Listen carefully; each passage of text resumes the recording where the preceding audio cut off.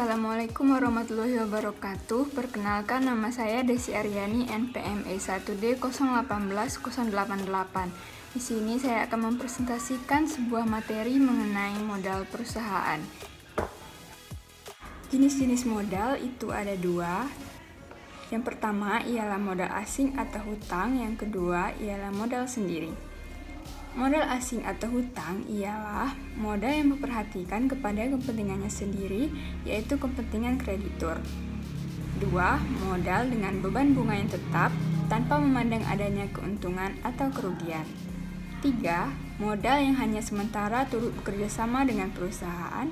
Dan yang keempat ialah modal yang dijamin, modal yang mempunyai hak preferen sebelum modal sendiri di dalam perusahaan. Modal asing atau hutang jangka pendek yaitu kurang dari 1 tahun. Biasanya disebut dengan short term debt. Jenis-jenisnya yang pertama ialah kredit rekening koran. Kredit ini diberikan bank pada perusahaan dengan batas plafon tertentu, di mana perusahaan mengambilnya tidak sekaligus melainkan sebagian sesuai dengan kebutuhannya. Perusahaan menganggap kredit ini itu hanya sebagai kredit cadangan saja, karena kredit ini hanya mempunyai sifat melengkapi. Yang kedua ialah kredit dari penjual atau leverage share credit. Kredit ini terjadi apabila penjualan produk dilakukan dengan kredit. Artinya, penjual baru menerima pembayaran harga dari barang yang dijualnya beberapa waktu kemudian setelah barang diserahkan. Pada umumnya, perusahaan yang memberi kredit penjual ialah perusahaan industri, sedangkan perusahaan yang menerima ialah perusahaan perdagangan. Selanjutnya, yang ketiga ialah kredit dari pembeli. Nah, kredit ini diberikan oleh perusahaan sebagai pembeli kepada pemasok atau supplier dari bahan mentahnya atau barang-barang lainnya. Kredit pembeli ini diberikan kepada perusahaan agraria yang menghasilkan bahan dasar, dan kredit ini diberikan oleh perusahaan industri yang mengerjakan hasil agraria tersebut sebagai bahan dasarnya. Yang terakhir ialah kredit wesel. Kredit wesel ini terjadi apabila suatu perusahaan mengeluarkan surat pengakuan utang yang berisikan kesanggupan untuk membayar sejumlah uang tertentu kepada pihak tertentu dan pada saat tertentu. Dan setelah ditandatangani, surat tersebut dapat dijual atau diuangkan pada bank. Ini artinya bahwa pihak yang mengeluarkan surat utang tersebut menerima kredit selama waktu mulai diuangkannya sampai surat di mana uang tersebut harus dibayar. Modal asing atau utang jangka menengah waktunya antara 1-10 tahun. Yang pertama ada term loan. Term loan ini dibayar kembali dengan angsuran tetap selama suatu periode tertentu, biasanya diberikan oleh bank dagang, perusahaan asuransi, supplier, atau manufaktur. Lalu yang kedua ada leasing.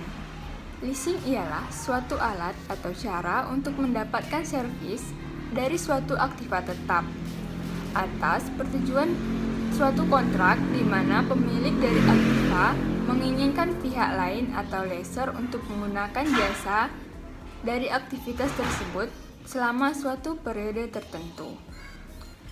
Modal asing jangka panjang besaran waktunya sekitar besar dari 10 tahun atau biasa disebut dengan long term debt. Yang pertama ialah pinjaman obligasi. Jangka waktu pinjaman ini hendaknya disesuaikan dengan jangka waktu penggunaannya. Jumlah angsurannya harus disesuaikan dengan jumlah penyusutan dari aktiva tetap. Pelunasan atau pembayaran kembali pinjaman obligasi ini diambil dari penyusutan aktiva tetap yang dibelanjai, dan yang kedua diambil dari keuntungan. Yang kedua ialah pinjaman hipotek atau mortgage. Pinjaman jangka panjang ini di mana pemberi uang atau kreditur diberi hak hipotek terhadap suatu barang tidak bergerak, agar supaya bila pihak debitur tidak memenuhi kewajibannya, barang itu dapat dijual dan dari hasil penjualan tersebut dapat digunakan untuk menutup tagihannya. Selanjutnya, modal sendiri. Modal sendiri ialah modal terutama tertarik dan berkepentingan terhadap kontinuitas, kelancaran, dan keselamatan perusahaan. 2. Modal yang dengan kekuasaannya dapat mempengaruhi politik perusahaan. 3. Modal yang mempunyai hak atas laba sesudah pembayaran bunga kepada modal asing. Yang keempat, modal yang digunakan di dalam perusahaan untuk waktu yang tidak terbatas atau tidak tertentu lamanya. Dan modal yang menjadi jaminan dan haknya adalah sesudah modal yang di dalam likuidasi. Jenis modal sendiri yang pertama ialah saham biasa atau common stock, memberikan keuntungan berupa dividen pada saat perusahaan mendapatkan laba dan memiliki hak suara. Yang kedua adalah saham preference atau saham prioritas. Prioritas lebih dahulu untuk mendapatkan dividen sebelum pemilik saham biasa, prioritas mendapatkan kekayaan saat likuidasi, dan prioritas tidak memiliki hak suara. Sumber modal ada modal internal dan modal eksternal. Modal internal yaitu berarti yang didapat dari dalam perusahaan itu sendiri. Yang pertama ada keuntungan yang ditahan. Keuntungan yang ditahan ini ialah di mana suatu keuntungan perusahaan sebagiannya diberikan kepada pemilik saham dividen dan sebagian yang tidak memerlukan keuntungan yang tidak ada tujuan penggunaan tertentu akan ditahan terlebih dahulu oleh perusahaan, maka keuntungan tersebut disebut dengan keuntungan yang ditahan. Yang kedua adalah penyusutan. Dan jenis sumber modal yang kedua adalah modal eksternal, yaitu bank, supplier, perusahaan leasing, dan pasar modal. Struktur kekayaan.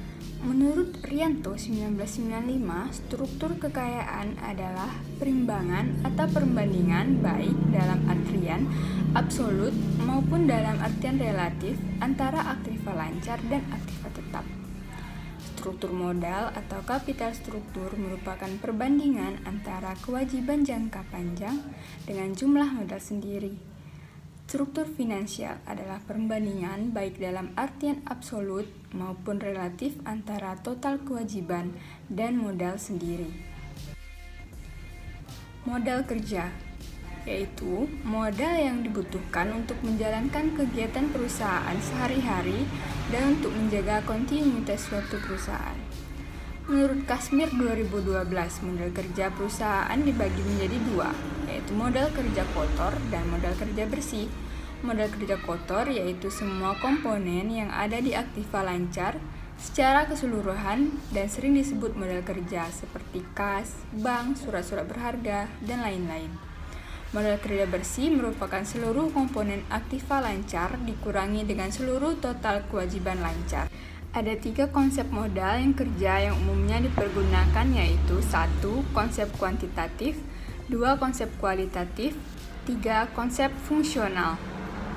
Mari kita bahas satu-satu. Konsep kuantitatif.